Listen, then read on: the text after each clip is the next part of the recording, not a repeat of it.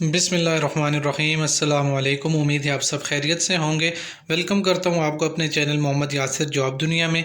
दोस्तों, आज Balochistan public service commission की तरफ से बहुत ही शानदार वैकेंसीज़ की अनाउंसमेंट हुई है।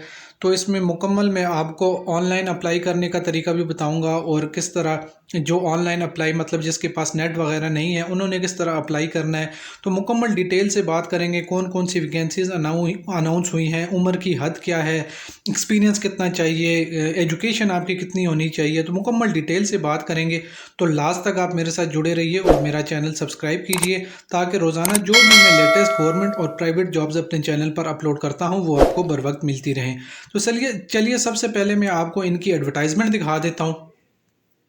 तो दोस्तों, मैंने आपके सामने इनकी एडवर्टाइजमेंट ओपन कर ली है। ये बलूचिस्तान पब्लिक सर्विस कमीशन की तरफ से जॉब्स आई हुई हैं। ये एडवर्टाइजमेंट नंबर इसका 14/2023 है और इसमें देखते हैं कि कौन कौन सी असामियाँ आई हुई हैं। तो इसमें पहले ये इंपॉर्टेंट नोट्स लिखा हुआ है। इन नोट्स पे हम आखिर में आएंगे, पहले हम असामियाँ देख लेते हैं कि असामियाँ कौन कौन सी हैं। तो थोड़ा सा नीचे आते हैं हम, ये देखें, ये जो पहली असामी है ये पॉपुलेशन वेलफेयर डिपार्टमेंट है, उसमें आई हुई है। ये 8 असामियाँ हैं डिस्ट्रिक्ट पॉपुलेशन वेलफेयर ऑफिसर के लिए, लो डेंसिटी। और ये इसका जो स्केल रखा हुआ है वो 17 स्केल है। इसमें कुछ जोन वाइज एलोकेशन वगैरह बताई हुई है कि मेरिट की एक ही सीट है, कल्लात जोन की एक सीट है, योब जोन की एक सीट है, नसीराबाद जोन की एक सीट है, मकरान की एक सीट है, कोयटा की एक सीट है, सिब्बी की एक है और कोयटा सिटी की भी एक सीट है। इसमें आपके पास जो क्वालिफिकेशन और एक्सपीरियंस मांगा हुआ है वो आपके पास मास्टर डिग्री होनी चाहिए, at least 2nd division in sociology, demography, gender studies, economics, statistic, mathematics, social work, public administration, business administration और अदर सोशल साइंसेज और bachelor in business administration from recognised university. किसी भी HEC से रिकॉग्नाइज्ड यूनिवर्सिटी से आपके पास अगर ये जो मैंने डिग्रीज की बात की है अगर इसमें है तो आप इसके लिए एप्लीकेबल हैं। एज लिमिट जो है वो 18 से 28 साल रखी हुई है और मैं आपको इसमें जो एज रिलैक्सेशन वगैरह है वो आपको मैं बाद में बताता हूँ। इसमें जो है मेल फीमेल दोनों अप्लाई कर सकते हैं और इसका जो पेपर आएगा, सिलेबस जो है ये सब्जेक्टिव पेपर होगा, इंग्लिश का एंड करंट अफेयर्स का ये सब्जेक्टिव पेपर होगा। ठीक है, तो नंबर 2 पर चलते हैं। नंबर 2 पर जो है ये 17 पोस्ट हैं डिस्ट्रिक्ट पॉपुलेशन वेलफेयर ऑफिसर की नॉन टेक, ये इसका BPS 17 रखा हुआ है। इसमें मेरिट पर 3 सीटें हैं, कल्लात की 2 हैं, योब की 1 है, नज़ीराबाद की 2 हैं, मकरान की 2 हैं, कोयटा की 2 हैं, सिब्बी जोन की 1 है और कोयटा सिटी की जो है वो 1 है। और इसमें एक डिसेबल कोटा भी रखा हुआ है, एक वुमेन कोटा और एक माइनॉरिटी की एक सीट है। इसमें जो क्वालिफिकेशन चाहिए आपके पास मास्टर डिग्री होनी चाहिए, 2nd डिवीजन, वही sociology, demography, gender studies, economics, statistic, math, social work, public administration, business administration या कोई अदर सोशल साइंसेज या बैचलर इन बिजनेस एडमिनिस्ट्रेशन आपके पास होना चाहिए।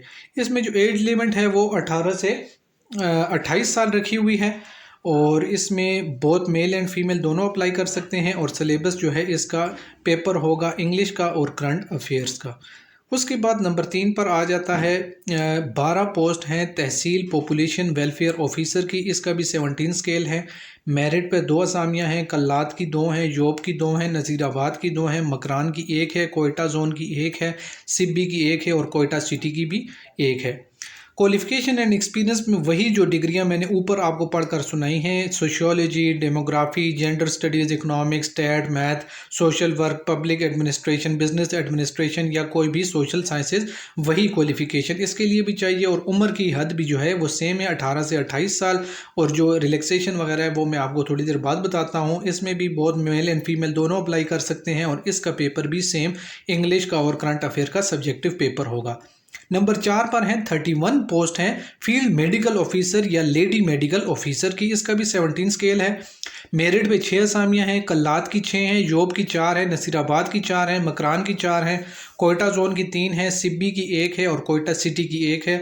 डिसेबल के लिए भी एक कोटा रखा हुआ है और माइनॉरिटी के लिए भी एक कोटा रखा हुआ है। इसमें क्वालिफिकेशन जो एक्सपीरियंस है MBBS होना चाहिए आपके पास, recognised Pakistan medical and dental council से, ठीक है, या इसके बराबर equivalent qualification from recognised institute by Pakistan medical and dental council से, या MBBS होना चाहिए या इसके बराबर की अगर कोई तालीम है आपके पास Pakistan medical and dental council से, तो आप इसके लिए एप्लीकेबल हैं। एज लिमिट इसमें भी 18 से 28 साल है, लेकिन इसमें जो है सिर्फ फीमेल ही अप्लाई कर सकती है, मेल इसमें अप्लाई नहीं कर सकते। सिलेबस जो है MCQs बेस्ड टेस्ट होगा सब्जेक्ट से रेलेवेंट, ठीक है।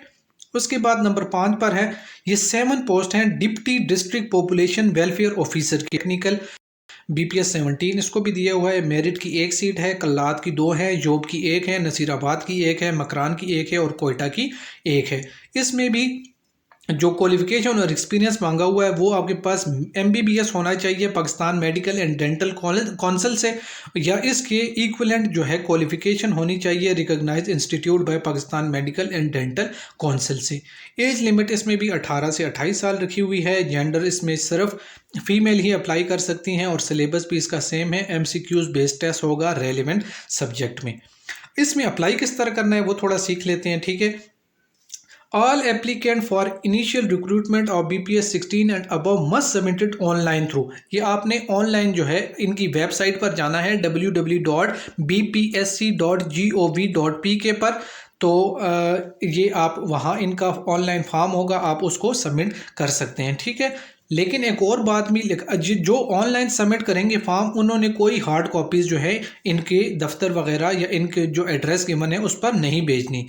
लेकिन जो ऑनलाइन अप्लाई नहीं करता, however those applicant who do not have access to internet, जिसके पास अगर इंटरनेट की फैसिलिटी मौजूद नहीं है तो वो जो है allowed to submit their application और प्रिस्क्राइब्ड फॉर्म, वो एक फॉर्म इन्होंने वेबसाइट पर दिया हुआ है, उसको डाउनलोड कर लें, ठीक है। मस्ट रीच, और उसको मुकम्मल फिल करके 30 नवंबर 2023 से पहले इनके जो दफ्तर है, मैं आपको इनका अभी एड्रेस भी दिखा देता हूं कि किस दफ्तर में आपने भेजना है, ठीक है, तो उस पर आप अरसाल कर दें, ठीक है। आप बाई डाक वगैरह भेज सकते हैं। इसके बाद ये लिखा हुआ है कि it will be mandatory for the candidate to bring original CNIC। इसके बाद ये लिखा हुआ है कि अब जब आप टेस्ट वगैरह के लिए आएंगे तो आपने अपने साथ ओरिजिनल CNIC लेकर आना है। जो चालान फार्म, इसकी फ़ीस है 600 रुपये, वो आपने बैंक में जमा करवानी होगी। उसका जो ओरिजिनल जो स्लिप होती है वो आपने अपने साथ लेकर आना है, रोल नंबर स्लिप लेकर आनी है। ये 3-4 चीज़ें जो है आपने लाजमी जो है अपने पास लेकर आनी है। नंबर 3 पर यह लिखा हुआ है candidate who have submitted their application by hand और send by mail their roll, हाँ, जिन्होंने जो देंगे यानी बाय डाक जो है अपने डॉक्यूमेंट सेंड कर रहे हैं इनको, तो उनके जो रोल नंबर हैं वो उनके एड्रेस पर ये लोग आपको पोस्टल एड्रेस पर ये आपको भेज देंगे, ठीक है। एडमिशन नंबर 4 पर यह लिखा हुआ है admission certificate, roll number slip for screening, MCQ test, written test for post applied will be placed on. ये वेबसाइट के ऊपर भी ये जो है ये आपके जो रोल नंबर स्लिप वगैरह हैं ये जो है ये इनकी वेबसाइट आप चेक करते रहें तो उस पर भी ये अपलोड करते रहेंगे। No extra time allowed for postal transmit, मतलब इसके अलावा आपको टाइम वगैरह नहीं दिया जाएगा, इसके अंदर ही आपने अपने डॉक्यूमेंट वगैरह भेजने। फीस जमा करवाने की तरीका ये है कि आपने जो है candidate are required to deposit the original trial receipt, ये इनके आपके पास इनका जब इनकी वेबसाइट पर जाएंगे तो आप वहाँ से इनकी जो फीस रिसिप्ट होगी वो डाउनलोड कर लें, ठीक है।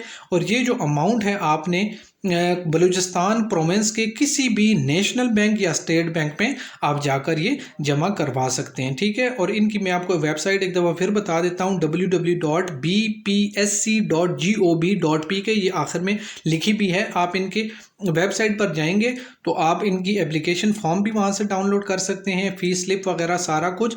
तो आप फिर जब अप्लाई कर लें तो फीस से बैंक में जमा करवा दें और उसको संभाल कर रखें, क्योंकि जब आप टेस्ट के लिए जाएंगे तो आपको लाजमी लेकर जानी होगी। शुरू में जो पॉइंट्स थे, कुछ इंपॉर्टेंट पॉइंट्स थे, वो मैं आपको पढ़कर सुना देता हूँ। ये इंपॉर्टेंट पॉइंट्स जो हैं ये एज रिलैक्सेशन के हवाले से है कि 5 ईयर एज रिलैक्सेशन उस बंदे को दी जाएगी जो गवर्नमेंट मुलाजिम है, जिसने 2 साल कंटिन्यूस गवर्नमेंट में सर्विस कर ली है, तो उसको 5 साल की ये अपर एज रिलैक्सेशन देंगे। 10 साल जो है एज रिलैक्सेशन ये देंगे जो डिसेबल लोग हैं, ठीक है।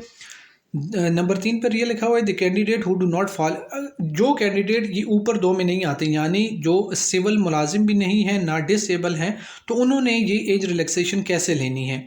जिनको 3 साल के लिए एज रिलैक्सेशन चाहिए वो अपने एडमिनिस्ट्रेटर सेक्रेटरी से रब्ता करेंगे, ठीक है।